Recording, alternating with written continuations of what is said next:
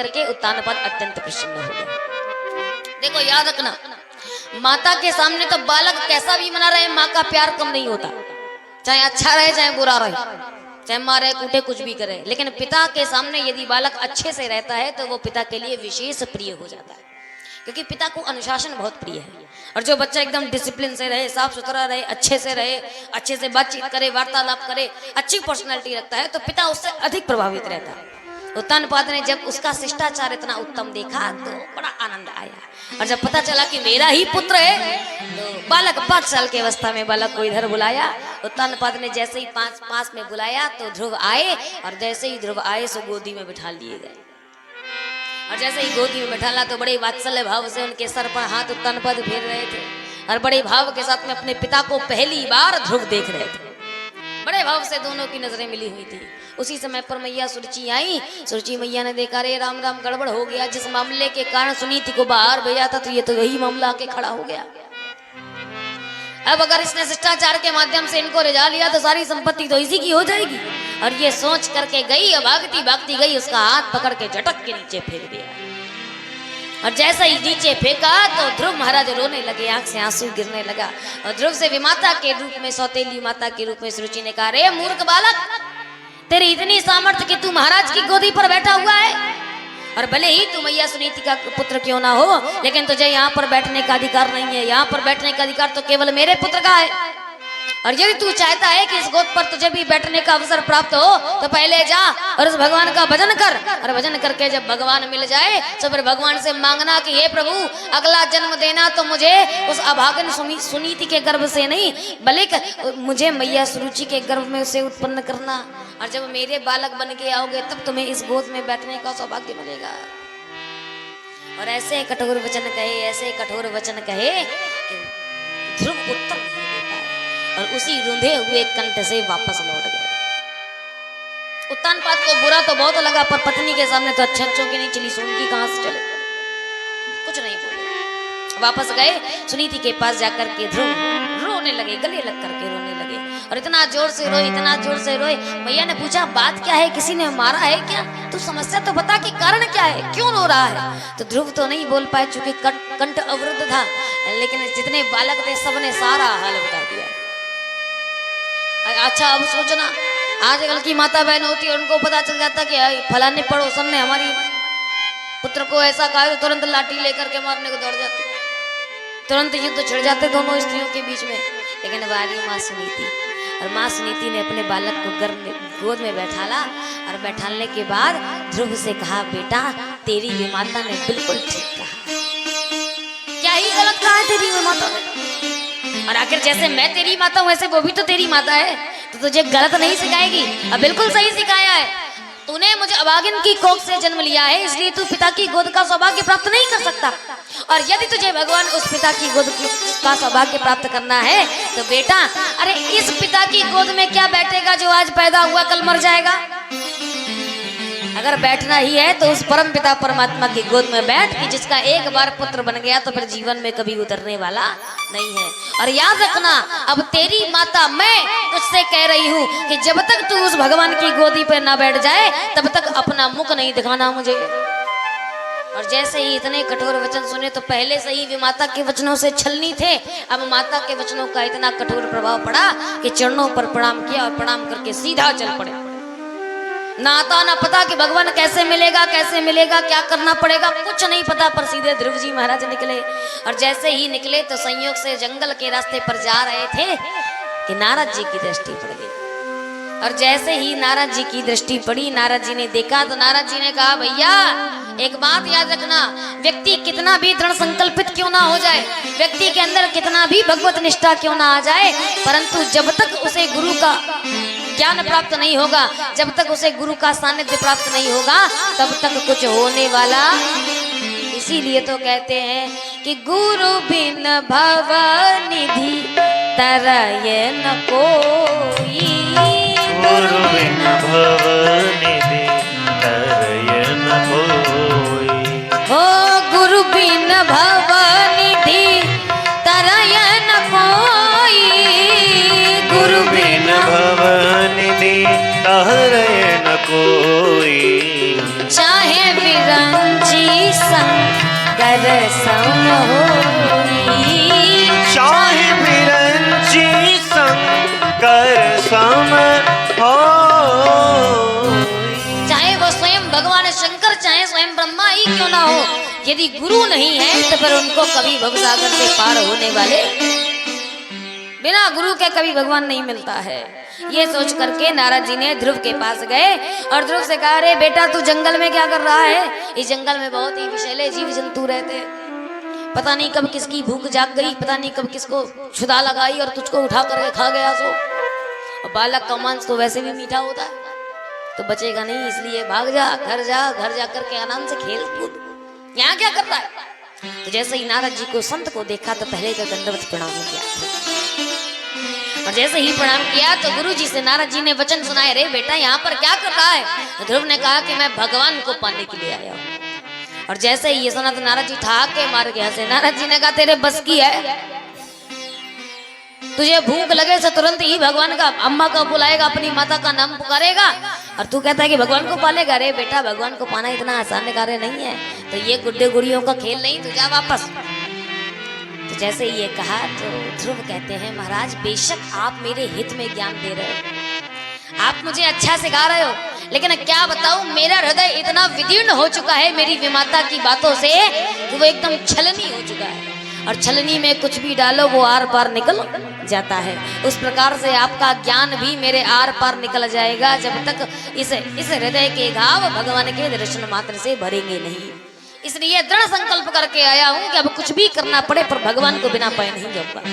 और जब इतनी दृढ़ इच्छा शक्ति देखी तो नारद जी ने शीश पर हाथ फेरा और मंत्र, गुरु मंत्र प्रदान किया। 12 अक्षर मंत्र को प्रदान करके मधुवन में भेजा, और मधुवन में जाकर के यमुना नदी के किनारे पर आसन बना करके ध्रुव जी महाराज ने तपस्या करना प्रारंभ किया। प्रथम माह तक तो 5 महीने की तपस्या करी, कठोर तपस्या। और प्रथम माह तक 1 हफ्ते में केवल 3 बार भोजन करते थे, 1 माह तक यही कार्य किया पूरे दिन। द्वितीय माह जब लगा तो द्वितीय माह में 1 हफ्ते में केवल 1 बार भोजन करने लगे। फिर जब तृतीय माह लगा तो भोजन का भी त्याग कर दिया, सिर्फ सूखा पत्ता खाने लगे जो डाल से नीचे गिर जाता था। तृतीय माह में उसका भी त्याग कर दिया। जब चतुर्थ माह लगा तो केवल हवा का पान करने लगे, सिर्फ हवा खाने लगे। और जब हवा खाने लगे तो 5वां माह आया तो 5वें माह में हवा को भी रोक लिया और अपनी श्वास को, जितना श्वास हो, श्वास को रोक करके अंगुष्ठ के बल पर श्री ध्रुव जी महाराज खड़े हो गए। और खड़े होकर के जब भगवान का ध्यान करने लगे तो ऐसी धरती डोली, स्वर्ग लोक में इंद्रासन डोल उठा, भगवान का आसन डोल उठा, धरती दग्ध हो गई। और धरती इसी कारण से पहले सीधी थी, पहले एकदम गोल अपनी धुरी में घुमा करती थी, लेकिन ध्रुव ने जिस पक्ष की ओर ध्रुव अंगुष्ठ के बल पर खड़े हुए थे उसी अंगुष्ठ के लिए कि 5 वर्ष का बालक भी इतनी कठोर तपस्या कर सकता है, तो उनके सम्मान में पृथ्वी ने भी अपना सर झुकाया। और सर झुकाने के लिए पृथ्वी थोड़ी सी टेढ़ी, हल्की सी झुक गई। जैसे ही धरती झुकी सो देखा सारे देवी देवता भगवान के पास में पहुंचे, पूछा महाराज ये क्या हो रहा है, ये संसार इतना दग्ध क्यों हो रहा है, ज्वाला के समान जल क्यों रहा है। तब भगवान कहते हैं, देवताओं ने पूछा कि महाराज आखिर इसका कारण क्या है। तो देवता कहते हैं कि नैवं विदामो भगवन् प्राणरोधम चराचरस्याखिल सत्वधामना। आखिर ऐसा कौन है कि जिसने ऐसे प्राण अवरुद्ध कर रखे हैं कि एकमात्र उस प्राणी के अवरुद्ध करने से हमारे संसार के सारे प्राणियों के प्राण अवरुद्ध हो। अब हम श्वास ले तो कैसे ले, क्या करें, बड़े परेशान हैं। और जब देवताओं ने कहा तो भगवान कहते हैं, चिंता मत करो, क्या करो माँ वैष्टः, शांत रहो, डरो मत। और डरो नहीं, क्या करो, अब मैं जाऊंगा, मुझे पता है कि किसने ऐसा किया, तो कहा फिर जल्दी जाओ, जाकर के उसकी मनोकामना पूर्ण करो। भगवान ने कहा जाऊंगा तो, लेकिन उसकी मनोकामना मेरे दर्शन करने की है। तो भक्त ने कहा, देवराज दंड ने कहा, महाराज तो फिर विलंब किस बात का, जाकर दर्शन दो ना उसे। तो भगवान कहते हैं, महाराज यदि भक्त ऐसा हो तो फिर भगवान उसे दर्शन नहीं देते, बल्कि भगवान स्वयं ऐसे भक्त के दर्शन करने के लिए जाते। तो मैं उनको दर्शन नहीं दूंगा, बल्कि मैं उस भक्त का दर्शन करने जाऊंगा। और यह भाव मन में ला करके भगवान श्री ध्रुव जी के पास में सामने चतुर्भुज रूप धारण करके भगवान श्री सामने खड़े, पर ध्रुव जी महाराज आंखें बंद किए हुए। क्यों? उनके मन में भगवान की एक छवि विराजमान है। नील सरोरुह नीलमणि नील नीलधर श्याम लाजहि तन शोभा निरखी कोटि कोटि सत काम। इतनी अद्भुत छवि चतुर्भुज रूप की मन में विराजमान। भगवान आवाज लगा रहे हैं, ध्रुव सुन नहीं रहे क्योंकि पूरा मन उस छवि पर लगा हुआ है। भगवान ने कहा मामला समझ में आ गया कि जब तक भीतर की छवि नहीं हटेगी तब तक नेत्र नहीं खुलेंगे। और भगवान ने अपनी महाशक्ति से उस भीतर की छवि को विलुप्त किया और जैसे ही वो छवि विलुप्त की तो घबरा करके ध्रुव ने आंखें खोली और जैसे ही आंखें खोली तो सामने चतुर्भुज रूपधारी भगवान का दर्शन कर लिया। बोलिए भक्तवत्सल भगवान की जय हो। और जैसे ही भगवान को साक्षात रूप में विराजमान देखा, आंखों से अश्रु की धारा बहने लगी, गदगद कंठ उठा। ध्रुव मन में विचार करने लगे कि आखिर क्या करूं, मैं तो 5 वर्ष का हूं, कुछ जानता भी नहीं हूं। वो तो 12 अक्षर मंत्र था जो मेरे गुरु ने प्रदान कर दिया था, जिसका नाम जाप करके मैंने भगवान को पा लिया, पर अब उनकी स्तुति वंदना कैसे करूं, मैं तो कुछ बोल भी नहीं सकता। परंतु अंतर्यामी भगवान सब कुछ जान गए और जानने के बाद भगवान ने एक हाथ से अपने शंख को उठाया और शंख उठा करके ध्रुव जी महाराज के गाल पर स्पर्श कराया। कपोल पर जैसे ही स्पर्श कराया तो बाबा कहते हैं पस्पर्शवालम कृपया कपोले, और जैसे ही स्पर्श हुआ तैसे ही स्तुति फूट उठी। 12 अक्षर मंत्र 12 अक्षरों का होता है, तो ध्रुव जी महाराज ने 12 श्लोकों में भगवान की वंदना की हुई है। और मानो वंदना करते हुए प्रभु कहते हैं कि योऽन्तः प्रविश्य मम वाचमिमां प्रक्षुब्धः, ऐसा मेरा परमात्मा कि जिसके स्पर्श मात्र करने से मूकम होति वाचालम, जो व्यक्ति गूंगा होता है उसके भी वाणी आ जाती है, अर्थात मेरी भी सोई हुई वाणी जागृत हो उठी है। ऐसे मैं भगवान की वंदना करता हूँ। और वंदना करते हुए हाथ जोड़ करके प्रार्थना करने लगे। भगवान भाव में भर गए और भाव में भर करके भगवान की भी आंखों से अश्रु बहने लगा। तो 2 हाथों से ध्रुव को उठाया और उठा करके अपनी गोद में बिठा लिया। और गोद में बिठा करके भगवान कहते हैं बेटा वरम ब्रूहि प्रसन्नम अस्मिन् तव परि, बताओ वरदान मांगो, क्या चाहते हो। और जैसे ही सुना तो ध्रुव ने कहा महाराज जो चाहता था सो आपने बिना मांगे पूरा कर दिया है, अब मुझे कुछ नहीं चाहिए। क्या चाहता था? क्या वो भी मेरी इच्छा नहीं थी, वो तो मेरी माँ ने कहा था कि जब तक उस परमपिता परमात्मा की गोद में ना बैठ जाना तब तक मेरी शक्ल मत देखना, और आपने अपनी गोद में मुझको बिठा लिया, सो मैया का संकल्प पूरा हो गया, अब मुझे कुछ नहीं चाहिए। भगवान ने कहा अरे मैं सब कुछ दे सकता हूँ, तो जो तुझे चाहिए सो मांग ले। ध्रुव ने कहा एक बात कहूँ महाराज। भगवान ने कहा क्या कहना चाहता है? तो ध्रुव ने कहा एक बात बताओ, तुम्हारे पास कुछ है भी जो तुम मुझे प्रदान करोगे? कुछ है तुम्हारे पास?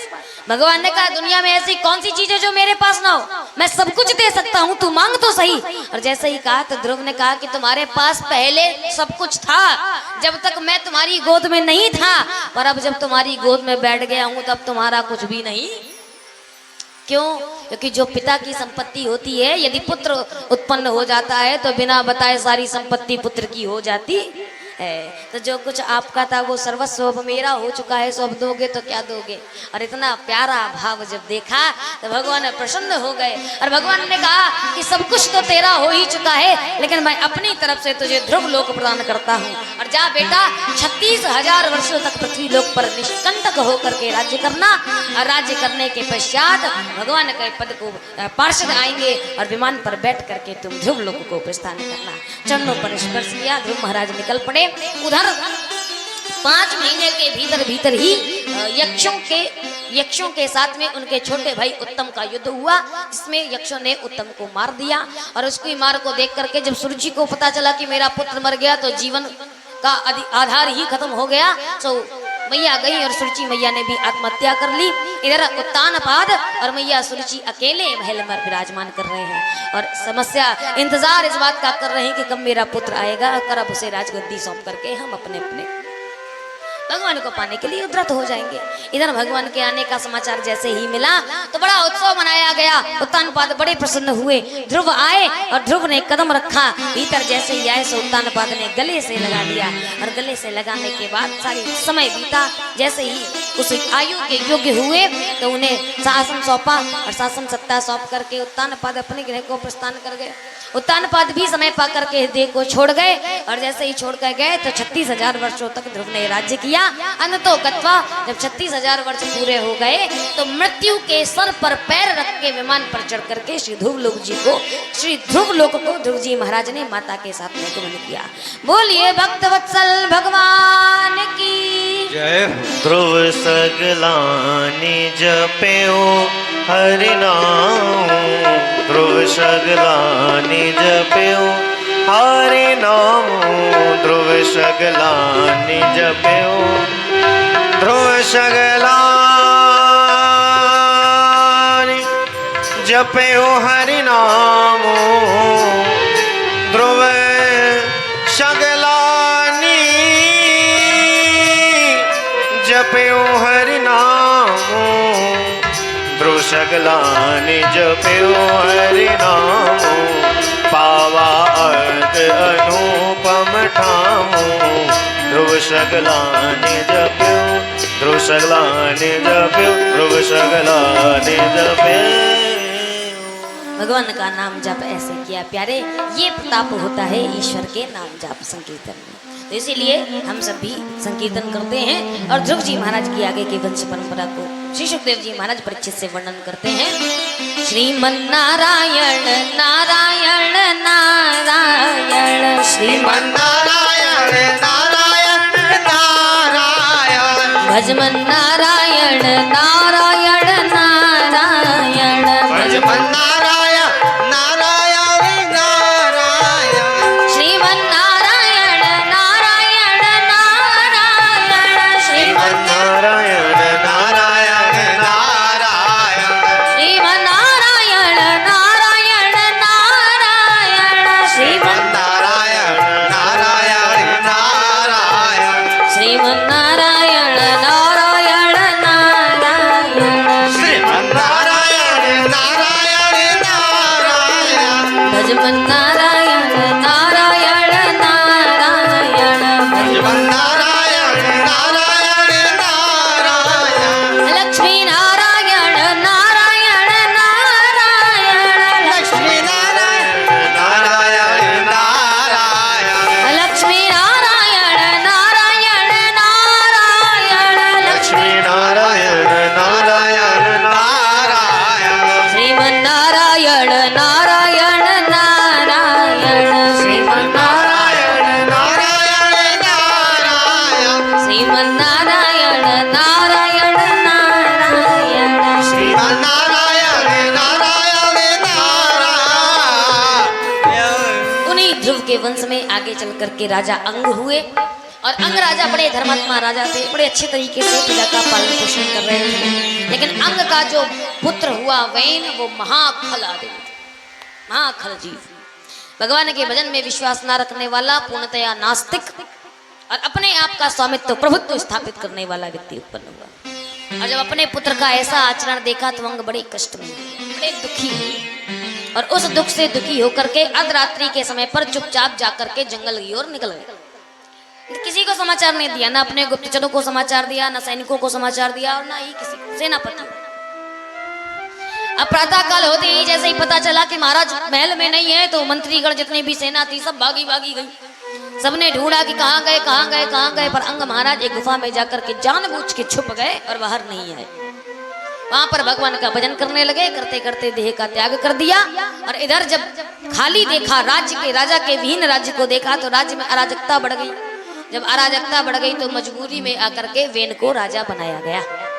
और जब वेन राजा बन गया तो पर अपनी मनमानी करने लगे, क्योंकि राजा ही सर्वस्व है प्रजा के लिए। और जब राजा ही सब कुछ है तो राजा ने कहा कि महाराज पूरी दुनिया में मूर्ति पूजा नहीं होगी, हम ही तुम्हारे राजा हैं, हम ही तुम्हारे भगवान हैं, जो कुछ करना है सो हमारे साथ करो, हमारा पूजन करो, हमें ध्यान करो, हमारा नाम जाप करो। और इस दुनिया में कोई यज्ञ नहीं होगा, कोई हवन नहीं होगा, कोई दान नहीं होगा। वेन कहता है न यस्तव्यम न दातव्यम न होतव्यम द्विजः क्वचित। इस संसार में न हवन होगा, न दान होगा, न ध्यान होगा, न अर्चन होगा, न पूजन होगा, न वंदन होगा, कुछ नहीं होगा। जो कुछ कहे, जो मैं कहूँगा सो ही होने वाला। और ये कहा तो राजाओं को महात्माओं ने समझाया कि महाराज गलत कर रहे हो, और धर्म से यदि विमुख जाओगे तो याद रखना धर्मो रक्षिता रक्षिता धर्म। जो व्यक्ति धर्म की रक्षा करता है धर्म भी उसकी रक्षा करता है। और यदि आप धर्म से विमुख हो जाओगे तो राजा की पहचान ही धर्म से है। और जब राजा ही धर्म से विमुख हो जाएगा तो फिर राजा राजा कहलाने का अधिकारी नहीं होता। उस राजा का त्याग प्रजा कर सकती है। इतना समझाने के बावजूद भी जब वेन को नहीं समझ में आया और इतने अपमानजनक शब्द कहे, इतने अपमानजनक शब्द साधु महात्माओं को कहे कि क्रोध में भर गए और ऐसी हुंकार भरी कि उसी समय पर बेन का गोविंदाय नमो नमः हो गया। बेन मर गए और ऐसे ही मरे तो अब राजा नहीं था तो अब क्या करते, तो सारे संत महात्माओं ने वेन के शरीर का दोहन किया। और जैसे ही मंथन किया तो एक पहला काला कलूटा व्यक्ति निकला जिसको निषाद कहा। प्रथम निषाद निकले, फिर उसके बाद दोबारा जब मंथन किया गया तो दाहिनी भुजा का मंथन करने से भगवान स्वयं पृथु महाराज के रूप में प्रकट हो गए। बोलिए पृथु भगवान की जय। और पृथु भगवान के साथ में उनकी पत्नी के रूप में भी माँ लक्ष्मी साक्षात विराजमान होकर के एक साथ जोड़ा बन करके आया। जैसे ही पृथु महाराज आए तो तत्काल उसी क्षण पर उनको शासन सत्ता सौंप दी गई। पृथु महाराज शासन संभालने लगे और शासन संभालते संभालते समय बीत गया। पृथ्वी एकदम हरितम सा ललितम हो गई। लेकिन जितने भी राज्य के प्रजागण थे उन सब ने कहा महाराज बाकी सब तो ठीक है लेकिन धरती हमको रत्न प्रदान नहीं कर रही है। हम समुद्र तट पर जाते हैं तो पहले समुद्र तट पर रत्नों की खान डाल देती थी पर अब वो भी नहीं करती है। हम चाहते हैं कि अनाज हो गए तो हम अनाज बोते तो हैं फल की इच्छा से, पर वो अनाज को खा जाती है, देती नहीं है। और जैसे ही ये सुना तो पृथ्वी से प्रार्थना करी पृथु महाराज ने, लेकिन पृथ्वी फिर भी नहीं मानी। तब क्रोधात पृथु महाराज ने नग्न तलवार लेकर के पृथ्वी के पीछे भाग खड़े हुए। अब पृथ्वी गाय रूप बना करके तीनों लोकों में भ्रमण किया पर भगवान से कौन बचने वाला। और पीछे पीछे भागे सब। जब अंत तो गत्वा जान गई कि कोई भी मुझे बचा नहीं सकता तो पुनः पृथु महाराज के पास में गई और कहती है महाराज मैं वेन के आतंक से इतनी अधिक प्रभावित हो गई थी कि मैंने सोचा ऐसे दैत्य को हाथों अपने रत्न बर्बाद करने से अच्छा है कि मैं प्रदान ही न करूं। इसलिए सारे रत्न मैंने अपने भीतर छुपा लिए, परंतु यदि आप पुनः दोहन करेंगे तो मेरे सारे रत्न पुनः बाहर निकल आएंगे। तो गौ रूप पृथ्वी में इंद्र को बछड़ा बना करके भगवान श्री पृथु महाराज ने पुनः पृथ्वी का दोहन किया, जिससे सारे रत्न पुनः वापस आ गए। इस प्रकार से पृथु जी महाराज ने धरती पर शासन। और इसके पश्चात श्री सुखदेव जी महाराज परीक्षित से कहते हैं कि इसके आगे पृथु के ही वंश में प्राचीन बरही हुए और प्राचीन बरही जो थे वो यज्ञ बहुत करते थे, लेकिन यज्ञ में बलि प्रदान किया करते, बलि देते थे। अब हमारे यहाँ पर ये प्रथा होती है ना कि कई लोग ऐसा सोचते हैं कि हमारे तो शास्त्रों में ऐसा बताया गया कि नर बलि पशु बलि देनी चाहिए, वो तो पहले से ही परंपराएं चली आ रही है। लेकिन वास्तविकता सत्य यह नहीं है। सत्य यह है कि उन लोगों ने जो प्रथाएं चलाई वो अपने सोच के अकॉर्डिंग चलाई, अपनी सोच के आधार पर चलाई, और हम लोगों ने उस चीज का गलत अर्थ निकाल लिया। जैसे उदाहरण से समझाऊंगा कि एक व्यक्ति सिगरेट बहुत पीता था, बहुत सिगरेट पीता था, इतना सिगरेट पिए परेशान हो गया। लेकिन जाकर के गुरु दीक्षा ली, गुरु जी के आश्रम में रहा तो उस गुरु के आश्रम में बिल्कुल निषिद्ध था कि कोई भी व्यक्ति धूम्रपान नहीं करेगा, बिल्कुल नहीं पी सकता। अब वो बड़ा परेशान, पी भी नहीं सकता क्योंकि बिल्कुल निषिद्ध हो चुका है। तो सामने तो नहीं पीता था लेकिन छुप छुपा करके पी लेता था। लेकिन अब जब आश्रम में ही रहता है तो फिर पता लग गया, पकड़े गए। और जब एक दिन पकड़े गए तो गुरुजी सारे चेलाओं ने जाकर के पोल खोल दी, सब बता दिया। गुरुजी ने एकांत में बुलाया और जैसे ही गुरुजी ने बुलाया तो गुरुजी ने कहा कि अरे जब मना है यहाँ पर, हमारे यहाँ पर धूम्रपान नहीं किया था तो फिर तुम क्यों करते हो। तो उसने अपनी गलती को स्वीकार किया और हाथ जोड़ करके प्रणाम करके गुरुजी से कहा हमारा क्षमा करिएगा, मैं जानता हूँ कि यहाँ पर धूम्रपान निषेध है, पर क्या करूँ मेरा मन नहीं मानता और मैं बिना धूम्रपान किए नहीं रह सकता। मैं आपसे सत्य सत्य बताऊं तो मैं नहीं रह सकता, मैं धूम्रपान करना चाहता हूँ। तो गुरुजी ने कहा कि अब महाराज अगर ऐसी बात है तो फिर इसका तो धूम्रपान छुड़वाना पड़ेगा, नहीं तो ऐसे कैसे बनेगा काम। तो गुरुजी ने कहा ऐसा करो, एक हफ्ते में सप्ताह में 7 दिन होते और 7 दिन में से 6 दिन मत पीना, लेकिन रविवार के दिन तुम पी सकते हो, मेरी तरफ से आज्ञा है। अच्छा, गुरुजी ने ये किस लिए किया कि कम से कम जितना हो सके कम से कम धूम्रपान करो। अगर गुरुजी न कहते तो 7 दिन पीता, लेकिन गुरुजी ने कहा 6 दिन ना पीना, एक ही दिन पीना। तो गुरुजी के ये कहने के पीछे तात्पर्य यह था कि कम से कम हो सके कि ये धूम्रपान कम करे। लेकिन इस आदमी ने क्या किया, अब गुरुजी ने इतना कहा, गुरुजी ने कहा ठीक है, चरण छू करके बड़ा खुश हुआ कि चलो कम से कम रविवार को तो पीने को मिलेगी। अब 6 दिन तो ना पिए, पर 7वें दिन खूब पिए। गुरुजी चले गए बद्रीनाथ धाम में यात्रा करने के लिए, भ्रमण करने के लिए, दर्शन करने के लिए। तो ये महाराज पहले छुप छुपा के पीते थे, अब सबके सामने। और जब सबके सामने शुरू कर दिया तो बाकी जितने भी चेला थे सबने कहा, ए भैया पता नहीं है क्या यहाँ पर धूम्रपान निषेध है, रुक जाओ, आने दो गुरुजी को, तो बताऊंगा, सारी शिकायत करेंगे तुम्हारी। तो कहते गुरुजी ने तो हमसे कहा है कि रविवार को तुम पी सकते हो, और नहीं मानते तो तुम्हारी सौगंध, तुम्हारे सर की सौगंध खा के कहते हैं, आ जाए तो पूछ लेना, पी सकते हो। और गुरुजी कहते हैं कि रविवार को पीने का, सब धूम्रपान करने का बड़ा फल होता है।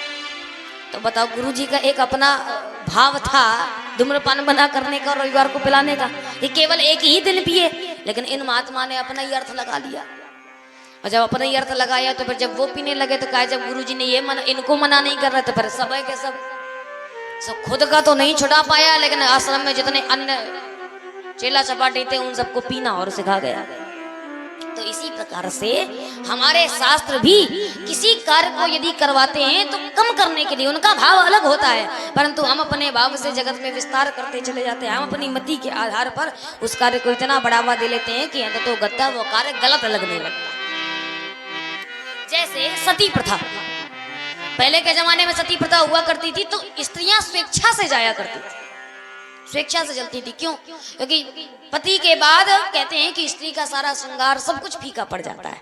कोई अच्छा रंग नहीं पहन सकती, केवल श्वेत ही वर्ण पहनना पड़ेगा, श्रृंगार नहीं कर सकती, कोई चटपटा भोजन नहीं कर सकती। तो इससे अच्छा उसने सोचा कि मरना ही ज्यादा अच्छा है, इसलिए स्वेच्छा से स्त्रियां दाह करती थी। पर धीरे धीरे करके जब लोगों ने देखा तो अपने आधार पर परंपरा को डालना प्रारंभ किया, तो स्त्रियां मरना भी नहीं चाहती थी तो जबरदस्ती झोंकने लगे, तो व्यवस्था बिगड़ गई ना।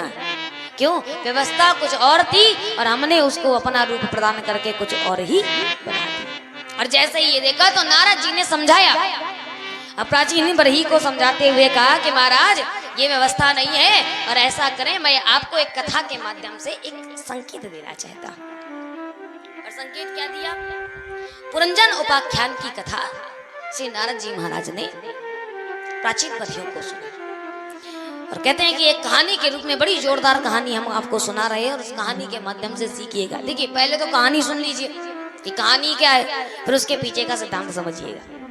तो कहानी सुनाते हुए नारद जी प्राचीन बरही से कहते हैं कि एक बार 2 परम मित्र थे, और इतने परम मित्र, इतने गहरे मित्र, एक का नाम था अजात शत्रु, एक का नाम था अभिज्ञात, और एक का नाम था पुरंजन। दोनों बड़े परम मित्र थे, इतने परम मित्र थे, एक साथ रहते गाते पीते थे। लेकिन एक दिन पुरंजन के मन में यह भाव आया, पुरंजनपुरी में निवास करते थे, और पुरंजनपुरी में भगवान अभिज्ञात के साथ में, अपने मित्र के साथ में रहा करते थे।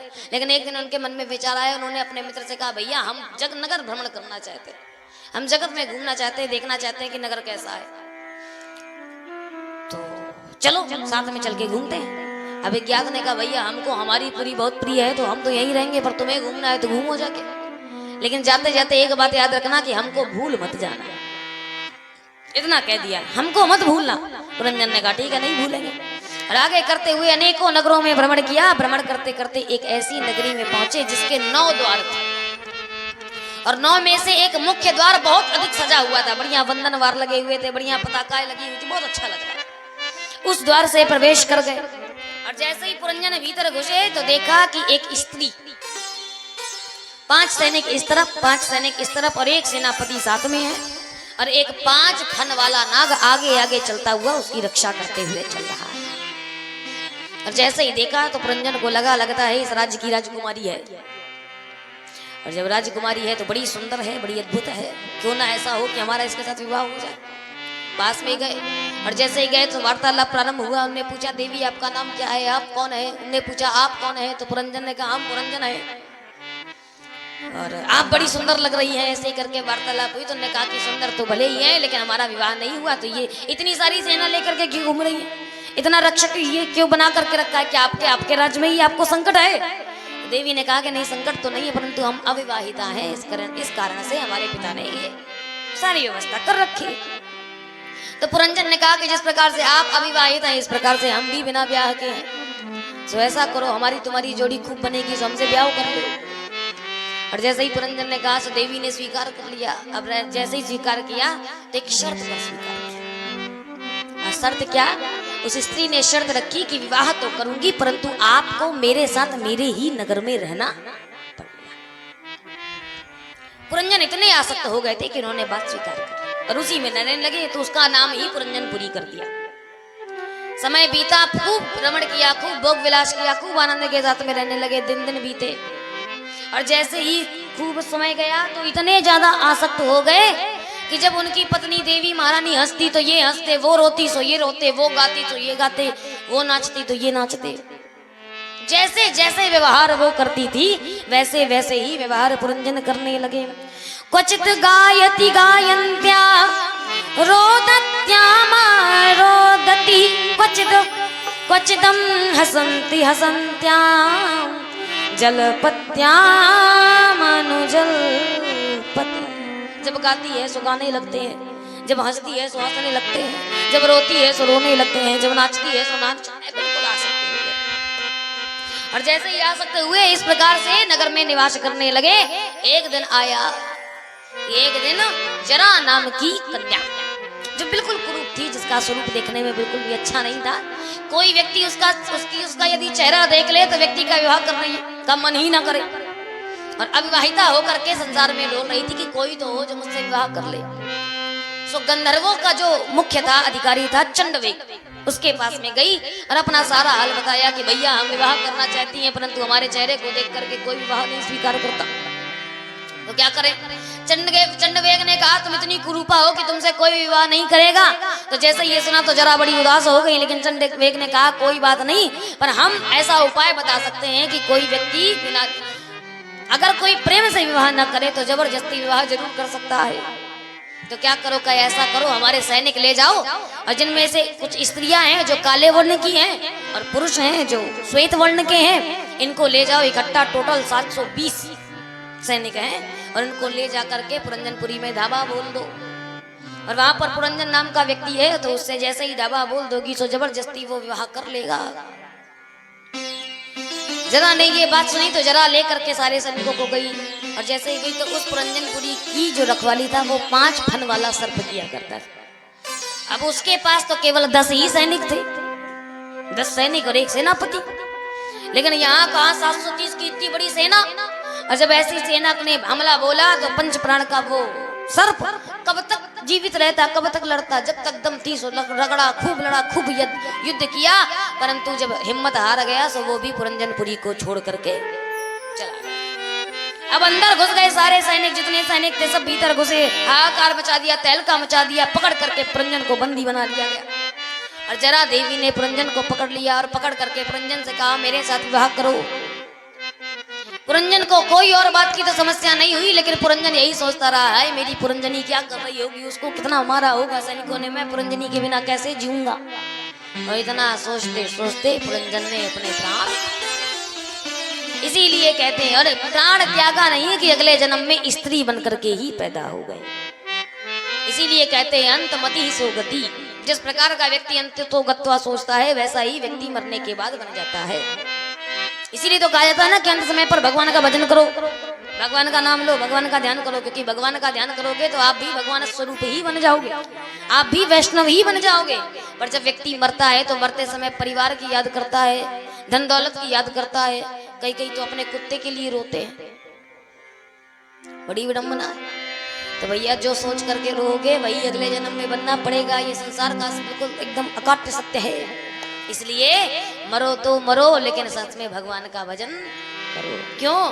क्योंकि ये जीवन अनमोल रे, माटी में मत घोल रे, अब की मिला है फिर न मिलेगा, कभी नहीं कभी नहीं कभी नहीं रे। ये जीवन अनमोल रे, माटी में मत घोल रे, अब की मिला है फिर न मिले, कभी नहीं कभी नहीं कभी नहीं रे। ये जीवन अनमोल रे, माटी में मत घोल रे, अब की मिला है फिर न मिलेगा, कभी नहीं कभी नहीं कभी नहीं रे। ये जीवन अनमोल रे, माटी में मत घोल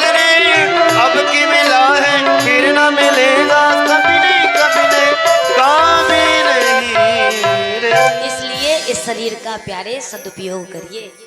और इस शरीर का सदुपयोग कहाँ होता है? हाथ का उपयोग किसमें होता है? किसी को मारने में कि ताली बजाने में? भगवान का भजन कीर्तन करने में। मुख का सदुपयोग कब होता है? किसी को गाली देने में कि किसी की चुगली करने में? भगवान का भजन कीर्तन करने में। ये सब हमारे अंग तभी सार्थक होते हैं जब ये ईश्वर से जुड़ जाते हैं।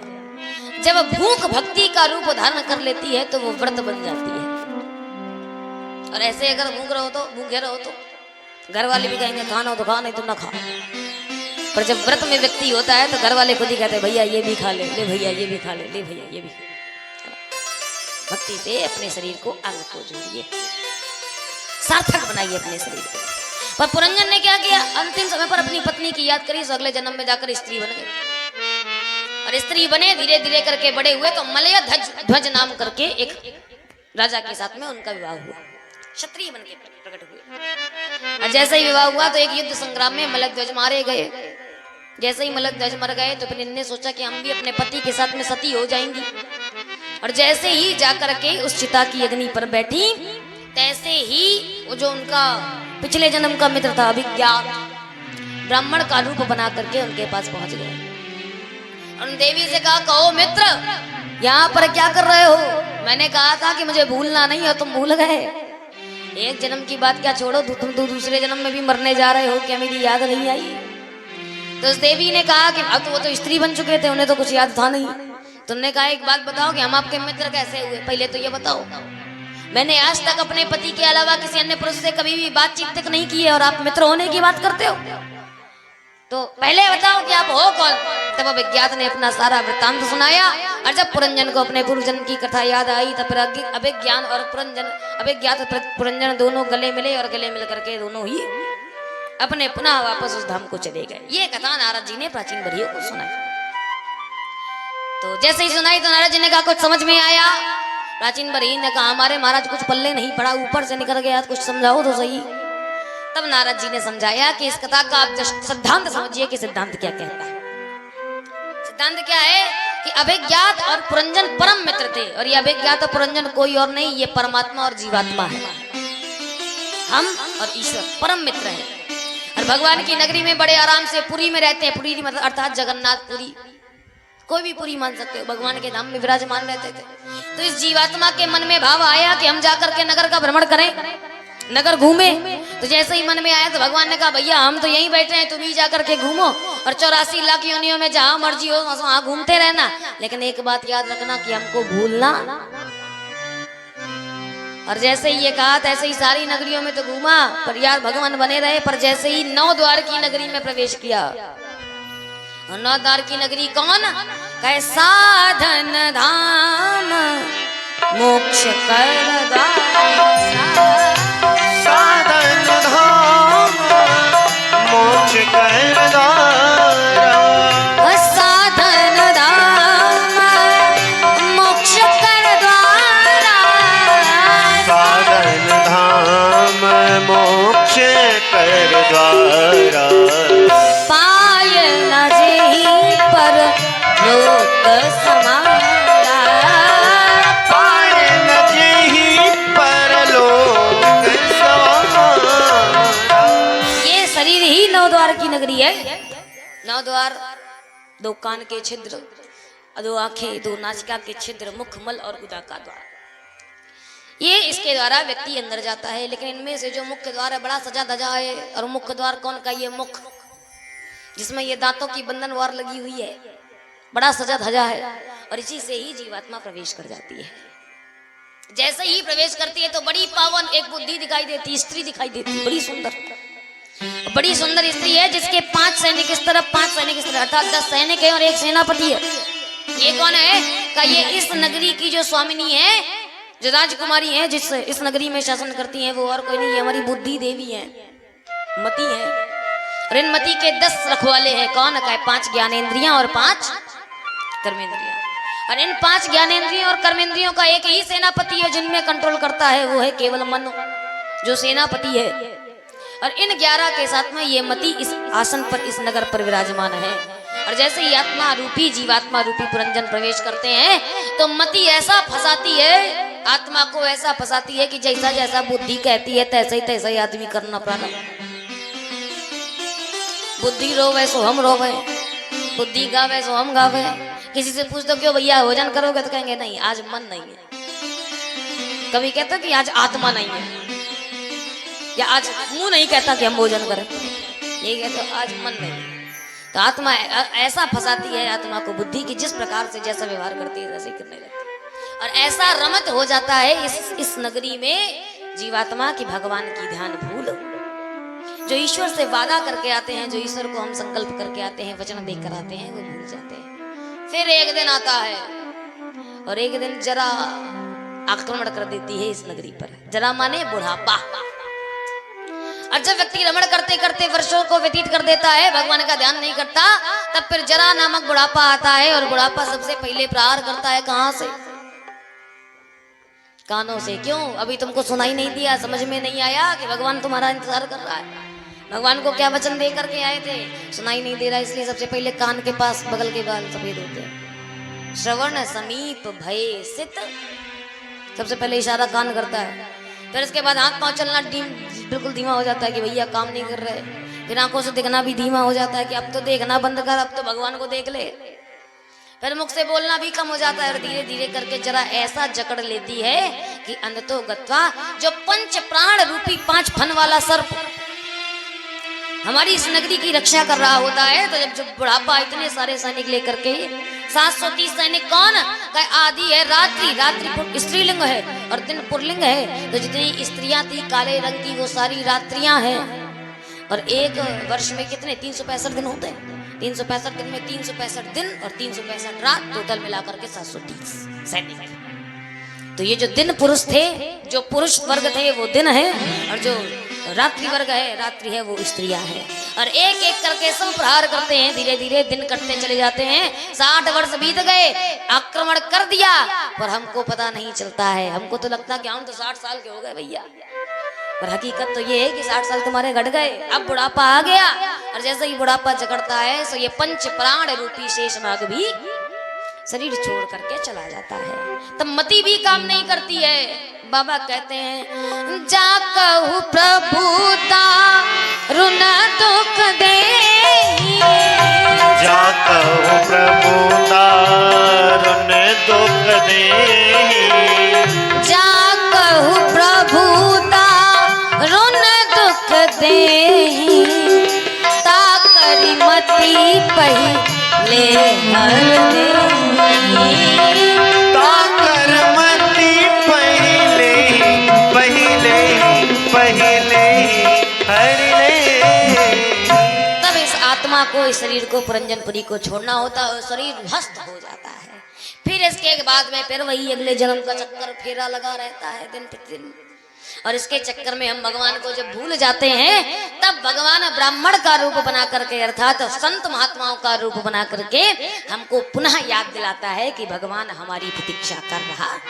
और जिस व्यक्ति को बोध हो जाता है सो भगवान के साथ चला जाता है, नहीं इसी संसार में राधे राधे करता रहता है, जन्म मरण के चक्कर में फंसा रहता है। ये इस कथा का सार तत्व है। और जैसे ही नारद जी ने ये प्रदान किया, प्राचीन बड़ियों को समझ में आ गया, प्रणाम किया। नारद जी को प्रणाम करके तो गत्ता भगवान के नाम को कहे। और उन्हीं प्राचीन बरही के आगे वंश में प्रचेता गण हुए, 10 प्रचेता हुए, जो बिल्कुल दिखने में एक जैसे थे। इसलिए सबका नाम एक ही रख दिया, प्रचेता ही बुलाते थे सबको। एक को बोला 10 यो भागे भागे आ जाते। तो प्रचेता का विवाह हुआ। और प्रचेता गण जो 10 पुत्र थे, उनका विवाह वाष्णी नाम की कन्या के साथ में हुआ, जिसके साथ दक्ष नामक पुत्रों की उत्पत्ति हुई। और दक्ष नाम के जब पुत्रों की उत्पत्ति हुई, इसका वर्णन भगवान श्री करते हैं। इसके पश्चात 5वें स्कंद में प्रियव्रत का आख्यान आता है, जो राजा मनु के दूसरे पुत्र थे। और प्रियव्रत का आख्यान करते करते कहते हैं कि प्रियव्रत महाराज बहुत अच्छे राजा थे। इतने अच्छे राजा थे कि अपने राज्य को बहुत अच्छा बना के रखे हुए थे। और उन्होंने एक संकल्प कर रखा था कि मैं अपने राज्य में रात नहीं होने दूंगा। और ये सोच करके कोटि सूर्य समप्रभा, कोटि करोड़ों सूर्यों के समान प्रभावान होकर के पृथ्वी के चक्कर लगा रहे थे। और 7 प्रदक्षिणाएं दी, जिसके कारण उनके राज्य में दिन ही दिन था, रात्रि नहीं हुई। जब रात नहीं हुई तो ब्रह्मा जी घबरा गए। ब्रह्मा जी ने कहा कि महाराज क्या करना चाहते हो? हमने पृथ्वी में कुछ भी बनाया सब सिस्टम से बनाया है, तो दिन है तो रात भी है, और अगर दिन का महत्व है तो रात्रि का भी महत्व है। और रात्रि है इसलिए कि व्यक्ति दिन भर का थका माना सो रात में विश्राम कर सके, इसलिए रात्रि बनाई गई है। तो इस संसार में कोई भी वस्तु व्यर्थ की नहीं है, हर चीज का कोई ना कोई उपयोग है। और जैसे ही ये कहा तो प्रियव्रत को समझ में आ गया। तो 7 प्रदक्षिणा करने के कारण ही पूरी पृथ्वी के 7 खंड हो गए, 7 द्वीप बने। और 7 द्वीपों में से प्रियव्रत के जो सबसे बड़े पुत्र थे आग्नेत्र, तो आग्नेत्र को जम्बू द्वीप प्रदान किया गया। और जम्बू द्वीप जब प्रदान किया गया तो इस जम्बू द्वीप के 9 खंड किए गए। और जो 9 खंड किए गए तो उसमें से सबसे पहला खंड जो था अजनाब खंड था। अजनाब खंड का जो राजा था वो महाराज, उनके जो पुत्र थे 9 पुत्र हुए, सो 9 खंड कर दिए गए। और 9 खंडों के आधार पर अजनाब जो उनके सबसे पहले पुत्र थे उनके आधार पर पहला खंड अजनाब खंड के नाम से प्रसिद्ध हुआ। और उन्हीं के वंश में उसके अजनाब खंड के जो राजा थे उनको राजा नाभि को बनाया गया। और नाभि के पुत्र के रूप में स्वयं भगवान ऋषभदेव के रूप में प्रकट हुए। बोलिए ऋषभदेव भगवान की जय। और उन्हीं ऋषभदेव जो अद्भुत राजा हुए पूरी पृथ्वी के, बहुत अच्छी तरीके से प्रजा का पालन पोषण किया, उन राजा ऋषभदेव का विवाह जयंती के साथ में हुआ, जिनके गर्भ से भरत उत्पन्न हुए। 100 पुत्रों को जन्म दिया था, जिनमें से सबसे बड़े पुत्र का नाम भरत था।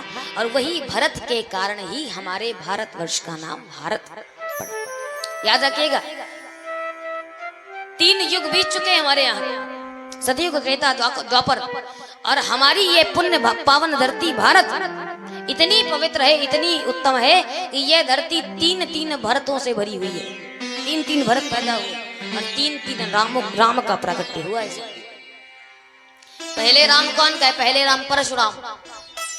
और दूसरे राम का है त्रेता युग के राम भगवान श्री राम, मर्यादा पुरुषोत्तम श्री राम। और तीसरे द्वापर युग के राम का है कौन का है? बलराम।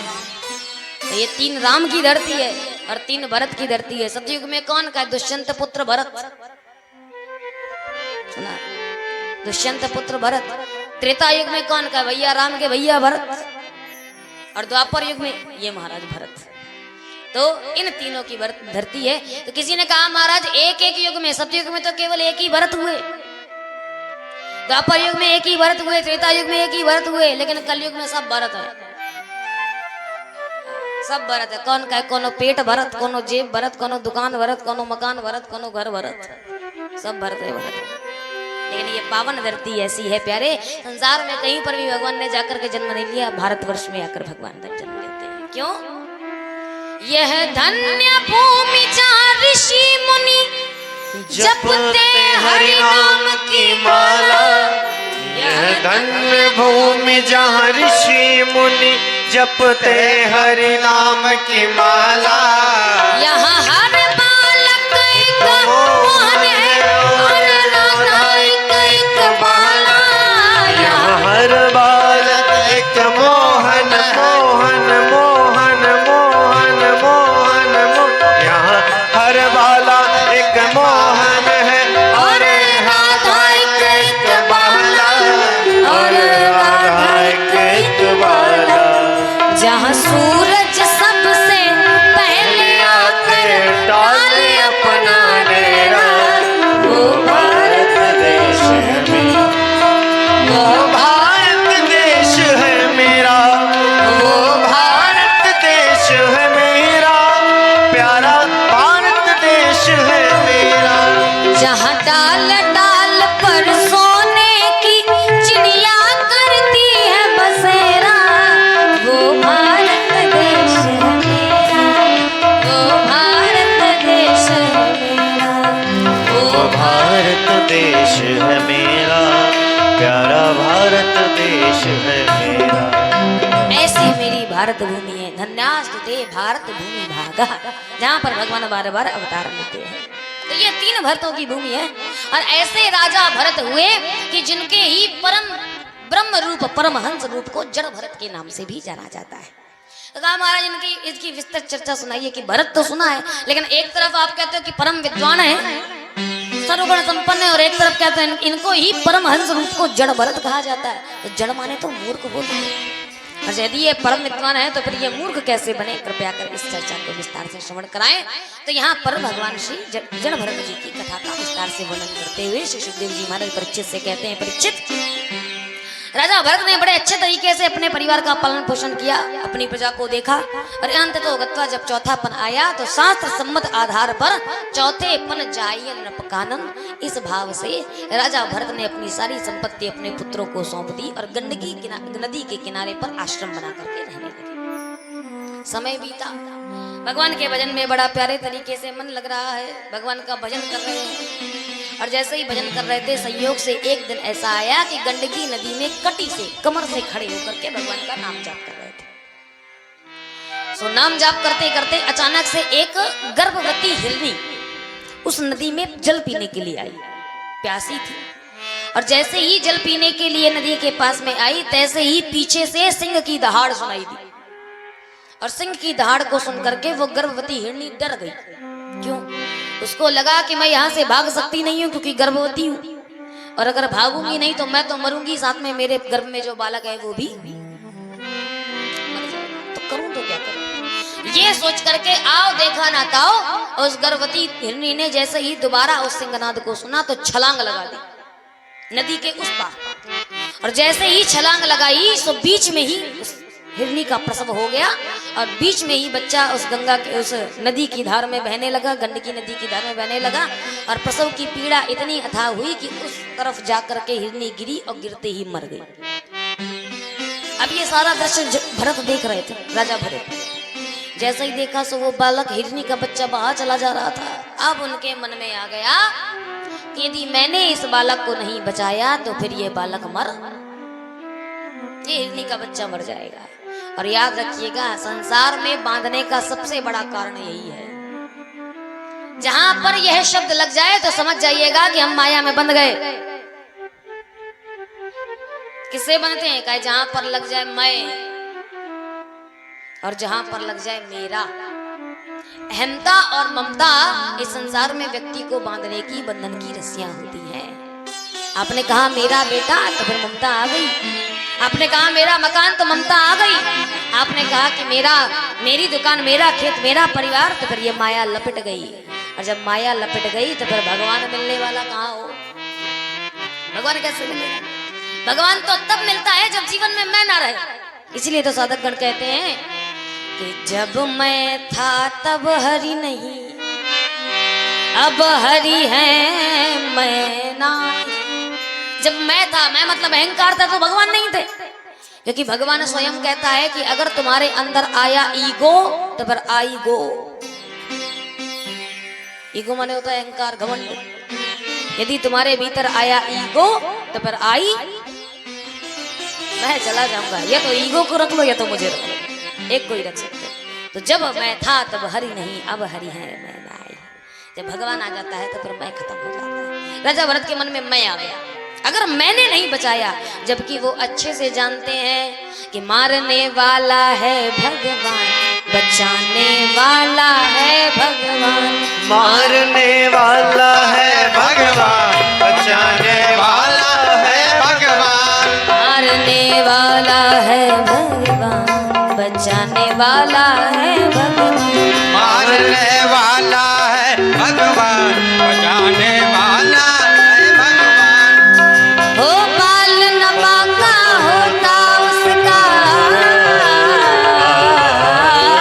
बाल नबाका होता जिसका, रक्षक दया निधान। मारने वाला है भगवान, बचाने वाला है भगवान। मारने वाला है भगवान, बचाने वाला है भगवान।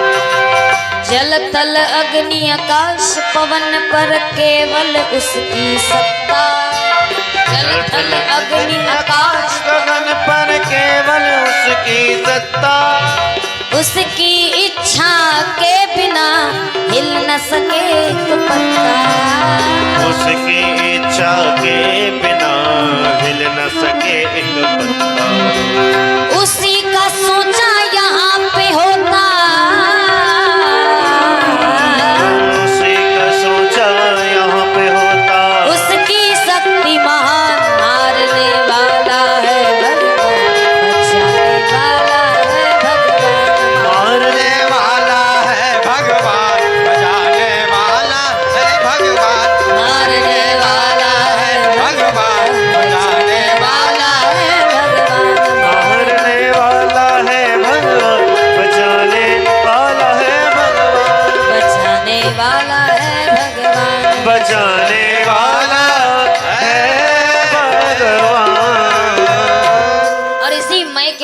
ये सोच गए सो माला फेंकी एक तरफ, भाग करके टहलते हुए गए सो उस हिरण के बच्चे को उठा लाया। अब जैसे ही उठा के लाए तो आसक्ति लगनी चाहिए थी भगवान में, जिस कारण से संसार छोड़ के आए थे, धन वैभव छोड़ के आए थे, तो आसक्ति भगवान में तो नहीं लगी लेकिन हिरण के बच्चे में लग गई। अब भजन करते जाएं पर ध्यान पूरा हिरण के बच्चे पर रखा है कि भूख वैसे प्यासा तो नहीं है, कहीं उसे भूख तो नहीं लगी, कहीं उसे नींद तो नहीं लग रही, कहीं उसे दर्द तो नहीं हो रहा। और जैसे जैसे आसक्ति बढ़ी तैसे ही धीरे धीरे भगवान का भजन कम होने लगा और हिरण की सेवा ज्यादा।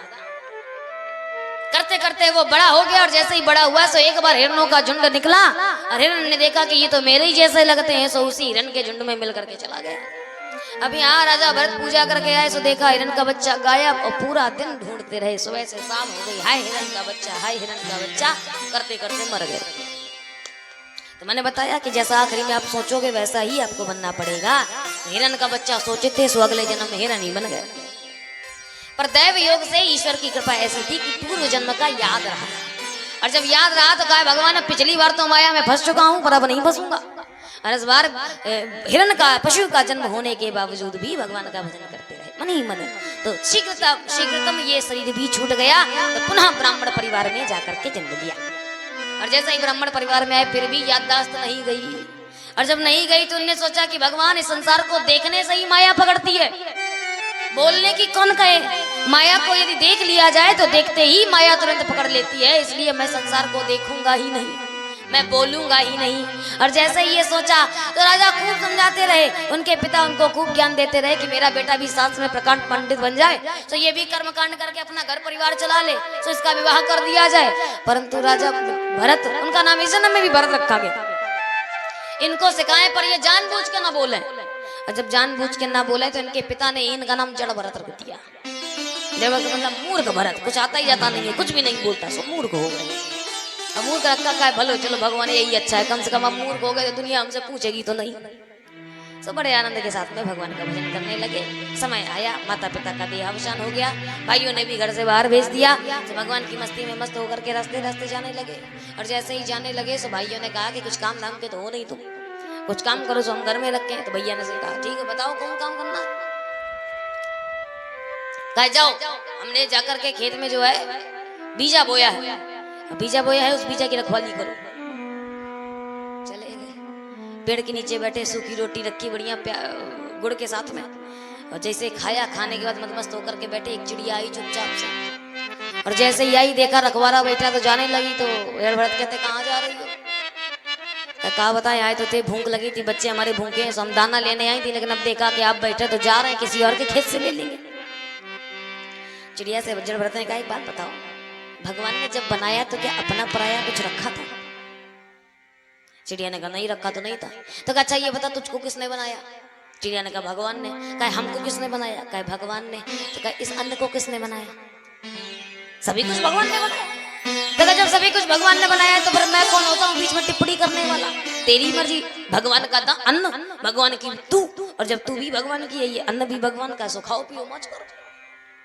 जबकि भेजा तो था कि रखवाली करना अनाज की, कि बीज ना समाप्त हो पावे, लेकिन जैसा ही कहा तो आग बंद करके कहते हैं राम की चिड़ैया और रामई के खेत, और चिड़ैया खाओ भर भर के पेट, राम की चिड़ैया और रामई के खेत, और चिड़ैया खाओ भर भर के पेट। जहाँ भगाना चाहिए वहाँ और बुला रहे हो, जितनी हो सब आ जाओ, सबको बुला बुला कहते हैं रे और चिड़ैया खाओ भर भर के पेट, और चिड़ैया खाओ भर भर के पेट। समय नहीं लगा, 1 घंटे में पूरे खेत का दाना साफ। भैया तो बड़े खुश कि भगवान के भक्तों को मैंने भगवान का अन्न खिला दिया। इधर भैया ने कहा चला देखा जाए कैसा काम किया। सो भैया गए, देखा, पता चला दाने का एक दाना नहीं है, सब बीजा साफ। क्यों रे? पूरा झुंड का झुंड देखा चिड़ियों का, और जैसे ही झुंड देखा तो भैया बड़बड़ा के कहा ए नालायक, एक काम ढंग से नहीं होता। खूब चिल्लाया खूब, लेकिन ये मन मुस्कुराए। अरे जहाँ प्रशंसा मिलती है तो वहां निंदा मिल जाए तो क्या जाता है, ये संत का स्वभाव है प्यार। संत को ना कभी निंदा से कोई फर्क पड़ना चाहिए और ना कभी स्तुति से फर्क पड़ना चाहिए। कोई प्रशंसा करे हम अधिक फूल जाए, कोई निंदा करते हम उससे बैर मानने लगे। संत कहते हैं निंदक नियरे राखिए आंगन कुटी छवा। जितना ज्यादा जो निंदा करे उसको तो बिल्कुल पास में रखिए। क्यों? एक निंदक ही तो होता है। वेदों में कहा गया है, शास्त्रों में कहा गया है कि जो निंदक होता है वो मेहतर से भी बड़ा बहुत बड़ा सफाई कर्मी होता है। मैं नहीं कह रही भैया, सच बताओ, शास्त्र कहता है मेहतर तो झाड़ू से आपका मल साफ करता है, झाड़ू से साफ करता है, पर निंदक होता है अपनी जिह्वा से आपका मल साफ करता है, गंदगी साफ करता है निंदक। तो निंदक को तो और पास में रखिए, क्योंकि निंदक पास में रखेंगे तो आपके अवगुण उभरेंगे, गुणों का लोप होगा, और जब अवगुण उभरेंगे तो फिर आप उनमें सुधार भी कर सकोगे। आपको पता चल जाएगा ना कि हमारे अंदर क्या कमी है, और जब पता चल जाएगा तो आप उसमें सुधार कर सकते हैं। संत को फर्क नहीं पड़ता, निंदा स्तुति उभय सब बराबर। तो पसंद नहीं, उसने कहा ठीक है एक काम तो बिगाड़ दिया, पर ले फावड़ा और मेड़ खोद डाल सब में, पूरे घर मेड़ बना दे। और जैसे ही मेड़ बनाने के लिए लिखा तो सरेला दिया हो, भैया चला गया। अब इनने जैसे ही एक फावड़ा मारा नहीं कि फिर विचार आया, क्योंकि ब्रह्मज्ञानी आदमी का ही होता है, पर छोटी छोटी सी बातों में जिज्ञासा करना प्रारंभ कर देता है। और उसने सोचा भगवान ने जब इस दुनिया को बनाया तो कोई दीवार खड़ी नहीं की, बताओ करी थी क्या? कि ये पप्पू का खेत है, ये कल्लू का खेत है, ये फलाने का खेत है। भगवान ने सबको बराबर बांटा है, जिसकी जन्म मर्जी हो सब बटोरे चले जाओ। तो जब ये संपत्ति परमात्मा की है, उसने जब कोई बंटवारा नहीं किया तो हम इंसान कौन होते हैं बंटवारा। और ये सोच करके अपने खेत में तो मेड़ नहीं बनाई, बाकी जितनों की मेड़ बनी थी सब सपाट कर डाली। जितनों ने अपने अपने खेत में मेड़ बना रखी थी उनकी बीमारी फावड़ा तो सब बराबर। अब जितने लोग सब ढूंढते घूम रहे हैं भगवान हमारा खेत कौन सा, हमारा खेत कौन सा, हमारा खेत। बड़े परेशान, इतने परेशान हुए कि घर वालों ने भगा ही दिया।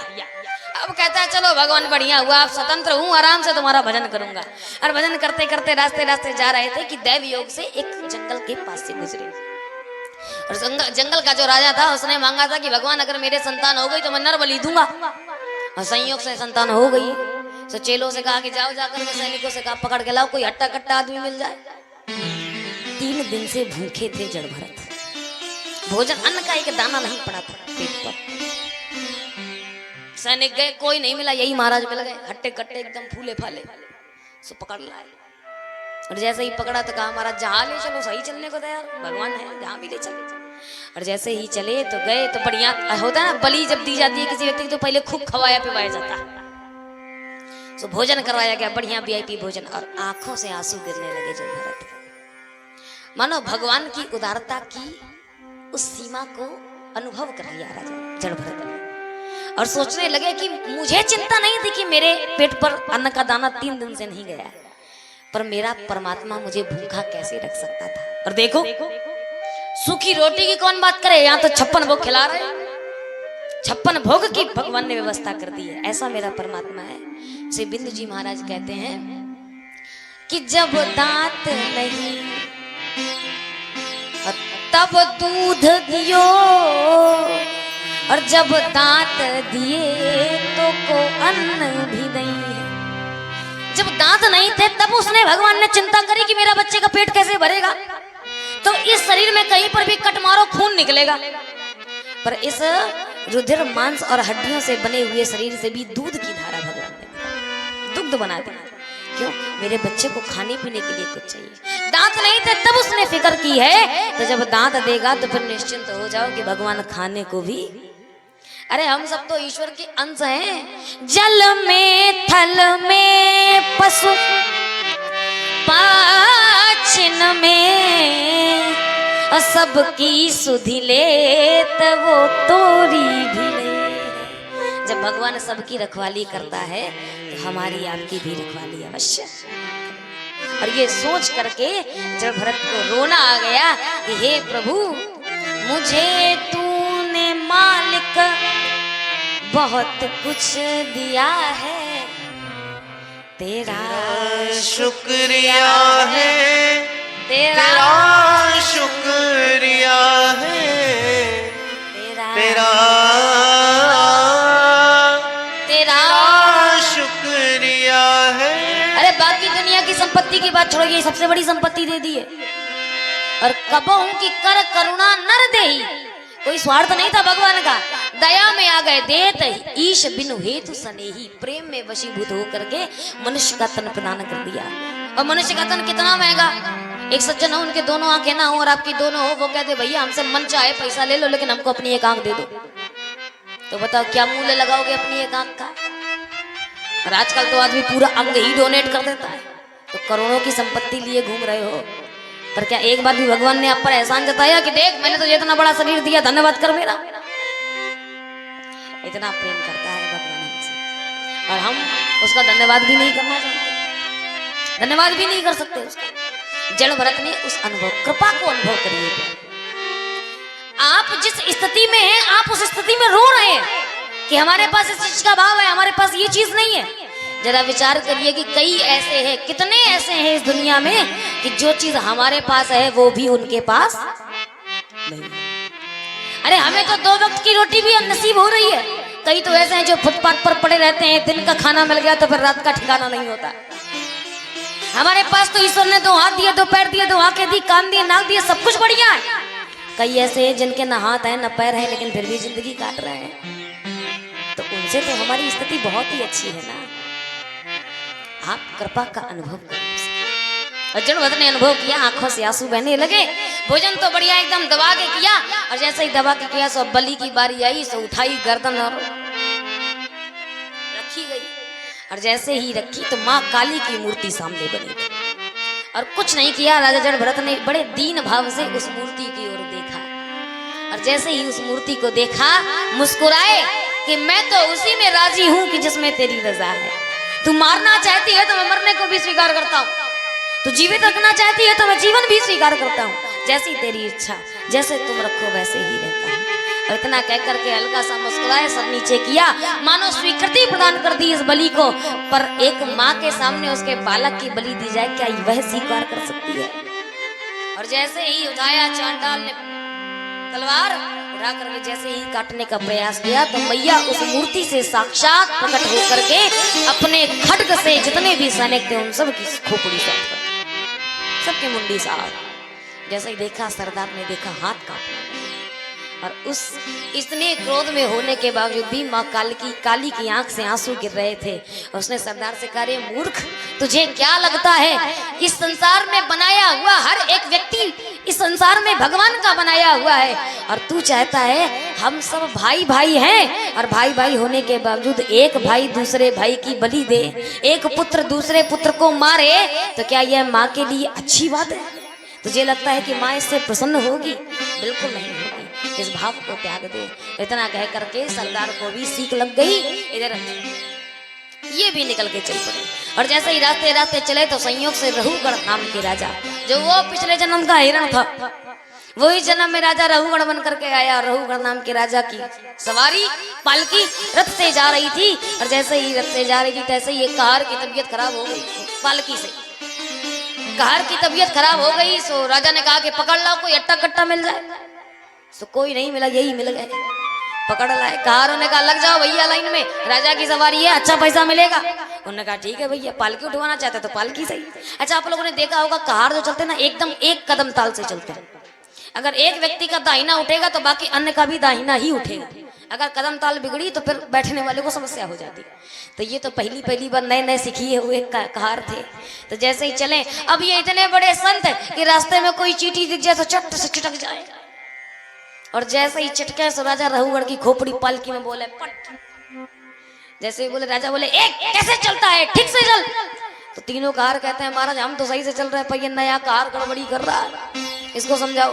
राजा ने कहा ए सावधान होकर के चल, अन्यथा मृत्युदंड दे दूंगा। अपनी मस्ती में जड़ भरत चले जा रहे, संयोग से आगे बढ़े, और जैसे ही आगे बढ़े सो एक गिलहरी निकल पड़ी, और जैसे ही गिलहरी निकली सो फिर उचके सो फिर राजा रहुगढ़ की खोपड़ी पालकी में पट्ट बोले। अब क्रोध आ गया, उन्होंने कहा पालकी नीचे उतारो। उतारा गया, और जैसे ही तलवार उठाई, तलवार उठा के मारने को दौड़ा तो पहली बार जीवन में जड़ भरत कुछ बोले, पहली बार मुख से निकला, और ऐसे वचन निकले, ऐसे वचन निकले। राजा रहुगढ़ से कहा तुम कौन होते हो जो मुझे मृत्यु प्रदान कर सकते हो? मैंने तो सुना है कि मारने और बचाने वाला भगवान होता है, परमात्मा होता है। क्या तुम में वो सामर्थ्य है कि तुम मुझे मार सको? और यदि मार सकते हो तो ये रहा मस्तक, ये रही तलवार, लो अलग कर दो इसको धड़ से। और जैसे ही इतने ऐसे वचन सुने सो चरणों में गिर गए राजा रघुगढ़। पूछा महाराज आप साधारण व्यक्ति तो नहीं हो सकते, बताओ कौन हो? तो पूरा परिचय दिया। रज्जड़ भरत को तो याद ही था। उन्होंने कहा भैया तुम पिछले जन्म में वही हिरण थे जिनकी आसक्ति में पड़ करके हम हिरण बन गए, और तुम मरते मरते जब मरे सो हमारा ध्यान किया सो तुम राजा बन गए, और हमने तुम्हारा ध्यान किया सो हम हिरण बन गए। यही गड़बड़ मामला है। तो ऐसा करो संसार का हम त्यागो और त्यागने के बाद भगवान के भजन में लग जाओ। ये राजा रज्जड़ भरत की कथा को भगवान श्री सुखदेव जी महाराज ने परीक्षित को सुनाया। बोलिए गोविंद भगवान की जय। से पंचम स्कंद का वर्णन करते हुए भगवान श्री सुखदेव जी ने प्रियव्रत के वंशावली का वर्णन किया। और इसके पश्चात आगे चल के अनेकों कथाएं आती हैं जिनकी चर्चा हम कल की बेला पर श्रवण करेंगे। बड़ी पावन चर्चा है। और कल भगवान श्री कृष्ण के जन्मोत्सव, भगवान श्री कृष्ण का जन्मोत्सव भी होगा। तो कल भगवान श्री कृष्ण का जन्म, देखो भगवान ने आज मौसम बना दिया, एकदम पानी बरस गया चकाचक। और कल बढ़िया ठंडक में भगवान आएंगे। तो बड़े आनंद के साथ आप सब लोग भगवान श्री कृष्ण के जन्मोत्सव की बधाई गाएंगे, बड़े आनंद के साथ में मनाएंगे। तो आज की कथा का यहीं पर विराम, आज की वाक्य पुष्पांजलि यहीं पर समर्पित करते हैं। बोलिए कृष्ण भगवान की जय।